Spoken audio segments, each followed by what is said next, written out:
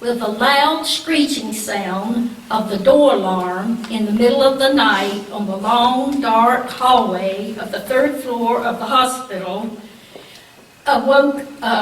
set the alarm off and set the 3 night shift nurses on a foot race to the end of the hall to see who was on the other side of that door. The 3 night shift nurses, the older, more mature nurse, the middle-aged nurse, and the younger nursing assistant had been doing their routine rounds and paperwork when the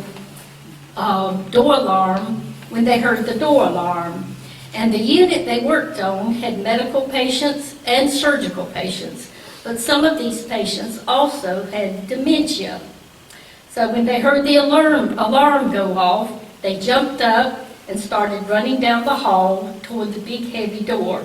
They were running quietly because they didn't want to disturb any of the other patients and family members, but they knew they could possibly be in a dangerous and urgent situation because that doorway led to a landing which had 3 flights of steps to the outside of the hospital.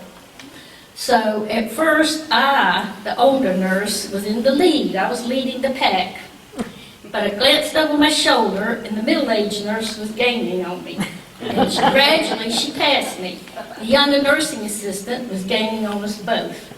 Eventually, the younger nursing assistant passed us both, and she was the first one to reach the door. Youth won out. So when we got to the door, someone was pushing against it, and we had a hard time opening it. We realized it was one of our tall, big male patients with dementia. So we finally got him off the landing through the door into the hallway, and we were gently guiding him down the hall and talking to him.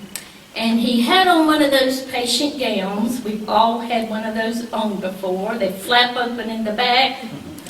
And we quickly realized this patient had had a bowel and bladder episode of major proportions. There was only one solution to this problem. We had to take him to the shower.